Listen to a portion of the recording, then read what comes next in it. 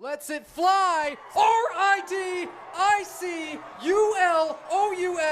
Ridiculous. They're going to have to trade the run for the out. The throw over to third. Ball game. Wow. The fifth year to try and put it away with an ace. That's a storybook ending. Yeah, welcome back for episode 29 of White Noise Sports with Tanner White. We didn't know the entire MLB playoff field last episode, but now we do. By the time you're hearing this, the wild card games are almost all done. You had 3 out of the 4 winning teams sweeping. I'll also have a lot more on the fantasy front this week. I'm having a ton of fun playing, trying to refine my lineups, and of course, I want other players to do the same. I'm going to switch up the order of how I'm running through this just a tad because my gritty Detroit Tigers do not deserve to be talked about last. They won 2 straight against the Astros and hopefully started the fall of that evil empire. Houston had been in the American League Championship Series 7 years in a row. The Tigers won Game 1, 3-1 behind Tarek Skubal. He won the AL Triple Crown, you might have heard, and is truly the best starting pitcher on earth right now, as if I needed to remind you of that. Skubal threw 6 shutout, struck out 6, 4 hits. Look, he took on an Astros lineup that has some of the most playoff experience and success in history, and he could not be touched. Altuve has 27 postseason home runs, second all-time to Hall of Famer Manny Ramirez. And remember, he's like 5'6", 165. It's absurd. Altuve is pretty much top 10 in every other career playoff stat that matters as well. Bregman has 19 postseason home runs himself, and he's 4 years younger. It just adds to the enormity of what Skubal did in that Game 1. The Tigers went with a full bullpen game for Game 2, and they managed it perfectly, as always. In the middle of the year, I got off of the A.J. Hinch for Manager of the Year train, but I didn't think they would make the playoffs, truly. I really think it could happen now, just given their performance in the last month and a half. They went with 7 different pitchers in Game 2. Their opener, Tyler Holton, only threw 1 inning. And the biggest hit by anybody this postseason belonged to Andy Ibanez, the lefty killer. 8th inning, bases loaded, 2 outs. He hits a double down the left field line to score 3, and they finished off Houston 5-2. Absolute grit to come off the bench there, and you're facing Josh Hader, a lefty, a disgusting one, 3-time reliever of the year winner, and the guy with the record for career strikeouts per 9. Whenever there's a coin flip right now, everything is coming up Tigers. If you believe in destiny, this is the team to follow. There are some other pretty big fallouts from this series to think about, though. The Astros left the greatest starting pitcher of our era, Justin Verlander, off the postseason roster. You totally understand why, because he just wasn't effective this year, as much of a shame as that is to say. I would love to hear JV say, for certain, if he's going to retire or not, but he's far too smart and professional to do that. I've been saying of JV for a few years now, he can go ahead and come back to Detroit this offseason. As a fan base, we would cry and drop to our knees in the center aisles of our local Meijer stores if that were to happen. I realize he didn't have his best stuff this year. If he could have just one more normal offseason and no real injury stuff to set him back, I think he can go one more year as a major league starter. Honestly, I wish I knew him personally to get some sort of insight. I'm not at that level yet, right? But of course I hope to be eventually, to know these pro athletes and understand them better. The Tigers are also proving how much you can throw rookies into the fire and just let them figure it out in huge spots. They had as many as 12 of them on their active roster in September. That's 12 out of 26. And 9 of them made the wild card roster. You also get 26 there. Detroit has to play Cleveland in the divisional round now. That starts Saturday afternoon. And that one's going to be a dogfight, of course. All 3 of the AL Central teams in the playoff field are moving on, proving again that if the Chicago White Sox did not exist, this year's Central would be one of the greatest single-year divisions ever. There's probably a lot more chaos to come with the Tigers' quote-unquote pitching rotation. Their probable starters are all the same guy. His name is TBD.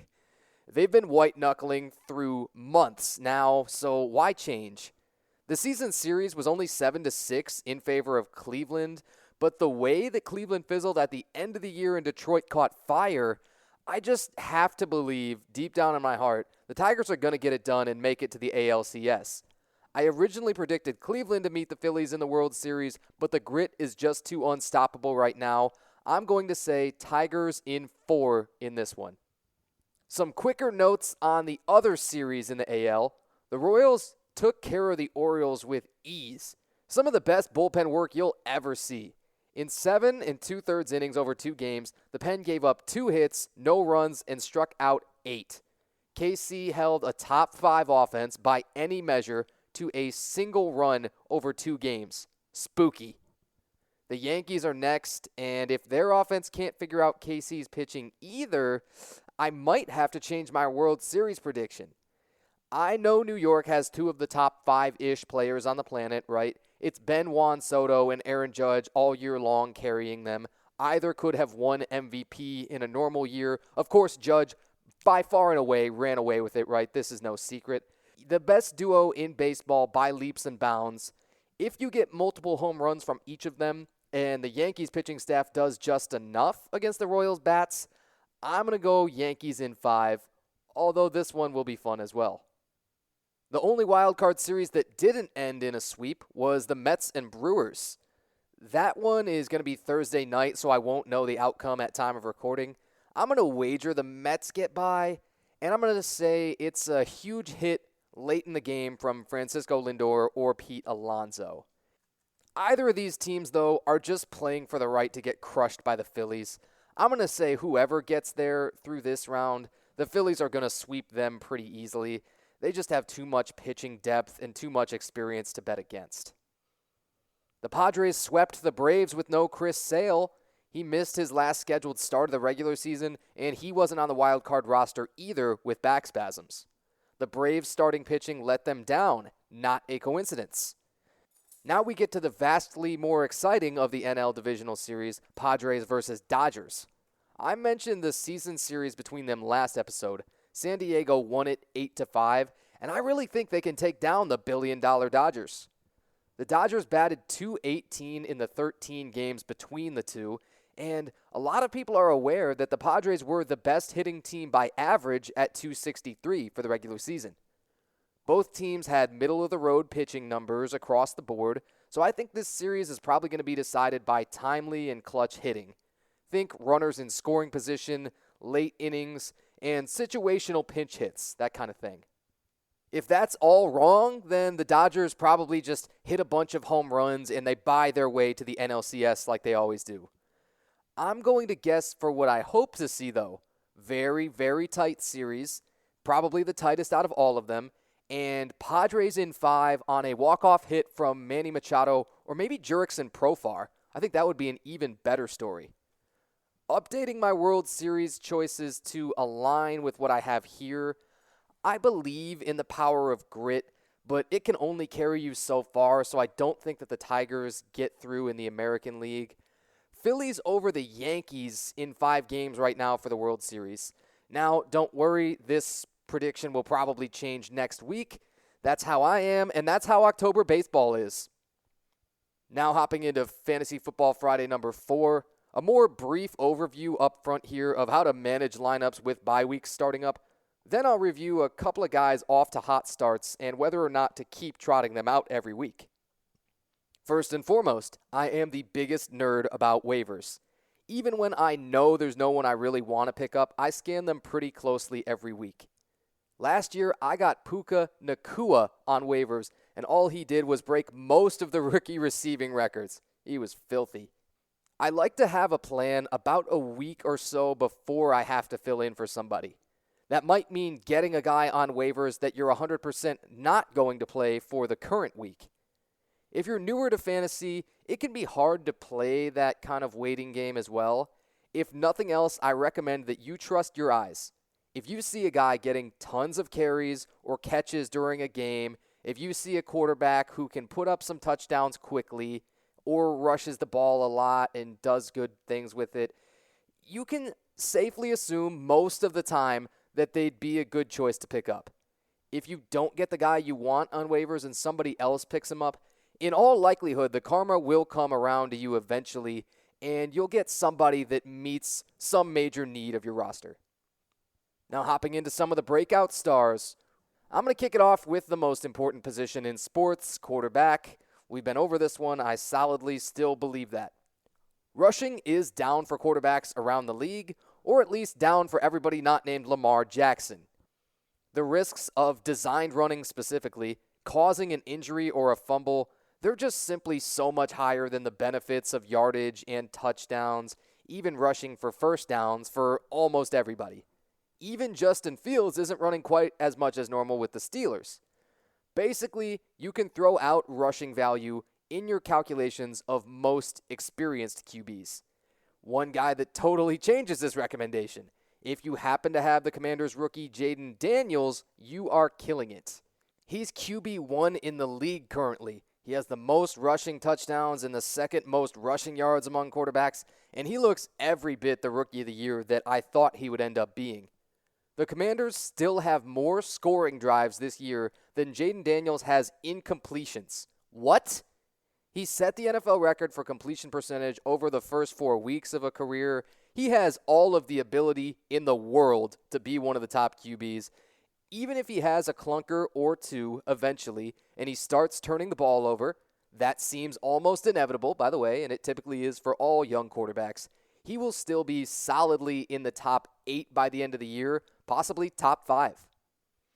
Two other guys to ponder that have shot out of the gate and done quite well, Baker Mayfield with the Bucs and Sam Darnold with the Vikings. They should both technically, I would argue, be toward the front of the MVP conversation based just on numbers and team success right now. The Vikings are 4-0, the Buccaneers are 3-1 before Thursday Night Football tonight. Baker is QB3 and Darnold is QB4 through the first 4 weeks, just like he thought they would be. I have to apologize to the tens of Vikings fans out there for expounding on how much trouble they were going to be in when J.J. McCarthy got injured in the preseason. I did qualify it with the fact that the Vikings offense has tons of great offensive weapons to throw to. I just could not have imagined how well all of them would gel and how quickly. For these two guys to each be on their fourth team and playing far better than ever, it's so fated. Sam Darnold has 11 touchdown passes, and because nothing in the NFL is real or makes any sense this year, Baker is second in the league with 8 of them. You might not buy it yet from either of these guys, but let me tell you why each of them can stay in that top 5-ish range for the long term. For Tampa Bay, their Achilles heel ever since Tom Brady first got there has been running the ball. I mean, they cannot do it, and they literally do not try. Baker completed 30 of 47 passes last Sunday against the Eagles for 2 touchdowns and no interceptions. That kind of throwing volume all but guarantees good fantasy numbers. He has Mike Evans and Chris Godwin at receiver. I think they're both going to end up being Hall of Famers, if for no other reason than brutal, incredible consistency. Sam Darnold is just missing one key piece in the Vikings offense. That's tight end TJ Hawkinson. I'm hearing he has a good chance to finally make his debut in Week 7. It'll be coming off of the Vikings bye, and he tore his ACL and MCL in Week 16 last year. His recovery, based on that timetable, is sort of a worst-case scenario, or rather, to me, it shows that they played it as cautiously as possible. They still have Justin Jefferson, the best wide receiver on earth, and Aaron Jones is one of the best receiving halfbacks of the last decade or so, catches it great out of the backfield. Besides that, the Vikings really have to spread the ball around to everybody in order to consistently move it, but that totally works with Sam Darnold's kind of later career change of style. I say later career, he's still only 27, he's just been around a while. He was drafted when he was 20. Darnold doesn't have to take the risks and be a crazy gunslinger anymore. He can just sort of conduct the orchestra, and likely everyone around him will make the masterpiece. Trust both Darnold and Baker in fantasy for the foreseeable future, and I think it'll pay off. Now, a pair of Giants receivers, which is another thing I never thought I would say. Malik Neighbors is out to break some rookie records. You saw all of the potential at LSU. He's so different from everybody else in this rookie class. There's other good ones, don't get me wrong, but I think Neighbors is head and shoulders above everybody so far. Wan'Dale Robinson is the other guy that I want to focus on with the Giants. He looks like a great compliment. The numbers go like this, though. Neighbors has 35 catches for 386 yards and 3 touchdowns through his first 4 career games. Some guys are starters all season long, and they don't produce that in an entire year. Neighbors did get concussed in last Thursday's game, so he'll likely miss just this week and then be back for week 6. Fingers crossed on that. Wan'Dale Robinson is a third-year guy. He has 26 catches of his own on 38 targets. So far, he's turned that into 194 yards and 1 touchdown. The yards per catch obviously seems real low, but for now, most of his damage has been done at or just beyond the line of scrimmage, to tell you the truth, and then the run after catch opportunities will be what they'll be. With Malik Neighbors out, I think he can become more of the deep threat, work in the intermediate and deep areas, and no one else in the Giants offense really deserves heavy targets besides these guys. That's why I like Robinson, especially on waivers, because likely he was not drafted, depending on your league and how deep it is. Daniel Jones might not even be as terrible as I think he is. I think the jury's still out on that because we've seen him have some absolute clunkers. But you have to play Malik Neighbors over almost every other receiver in the league. And if you got Robinson on waivers, he should be, I would say, an instant start this week with Neighbors likely going to be out. After that, Robinson's value will fall a bit, but I don't think nearly enough to get rid of him. At worst case, you just keep him on the bench. I thought about really digging into running backs. I just think there are a lot of guys that are viable. I never say that anymore with the whole state of running backs in the league and all, but the early part of the year has just unfolded that way. I'm actually going to wade into the depths of despair that is the tight end position and see if I can help you, or myself, I guess, maintain sanity. I drafted the Jaguars' Evan Ingram in both my leagues, you might recall. He's missed 3 straight games, and he only had 1 catch for 5 yards in week 1. Now, he's finally practicing this week, coming off the hamstring injury, so I would imagine that he'll play. The Jaguars are 0-4. They're, I would say, by far the most desperate team in the league, and I fully expect them to abandon the run completely and throw it 45 times every game until they get back to relevance, if that's even possible at this point. Evan Ingram was tight end 2 last year. Just saying that is absolutely bonkers. If he's somehow still on waivers in your league, though, and you don't have Travis Kelce, George Kittle, or Dallas Goedert with the Eagles, you probably need him. There's not a single guy in the entire NFL that you can rely on for 10 points per week at tight end. That is the reality right now. You could always play somebody different every week and just have random streaming options that you're hunting and pecking for, but you're going to feel like pulling your hair out even more. Sam Laporta is finally seeing some usage with the Lions, and their offense is starting to look more like it did last year, with tons of running the ball early on to set up play action, and obviously Jared Goff just had that perfect game on Monday night against the Seahawks. 18 for 18, plus the receiving touchdown. Man, that was fun. Point being, though, Laporta should be more heavily involved almost the entire rest of the way, and if you've held on to him, that should pay off. Remember, he was the top scoring tight end even over Travis Kelce and Ingram last year. I doubt Laporta is going to be available on waivers for most, but if you could swing a minor little trade, it could pay off in a major way as well. Other guys to possibly take a run at if you have no other option: Hunter Henry from the Patriots and Zach Ertz with Washington. Neither are particularly fast nor strong, but they're reliable and they're smart. Ertz is second among active tight ends in almost every stat to Travis Kelce, so he's obviously done some things right the past 12 years and change, right? He truly is one of the smarter guys that the position's seen. I still don't fully believe in anyone at tight end, truth be told, but these guys are going to be, for the most part, your best bets. And that wraps up Fantasy Football Friday number 4. Not quite as long a look into the nerdy stuff as last week, but I hope that even makes it a little bit more digestible.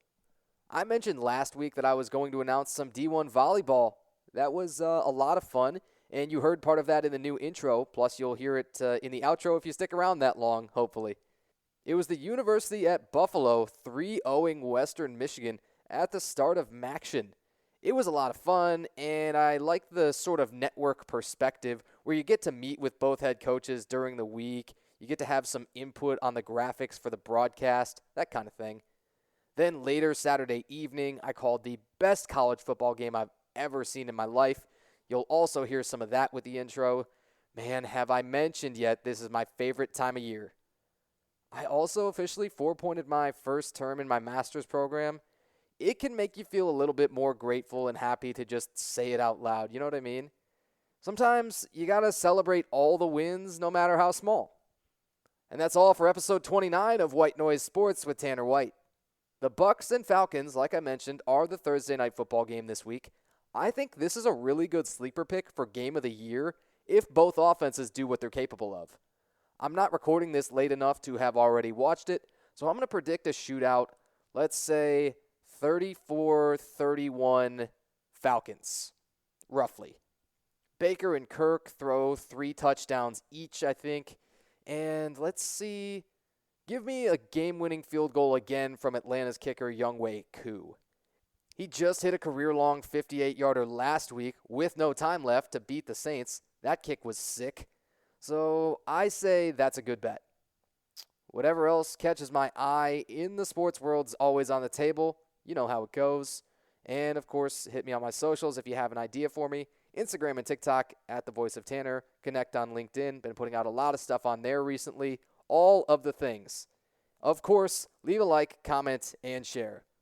This has been episode 29 of White Noise Sports with Tanner White.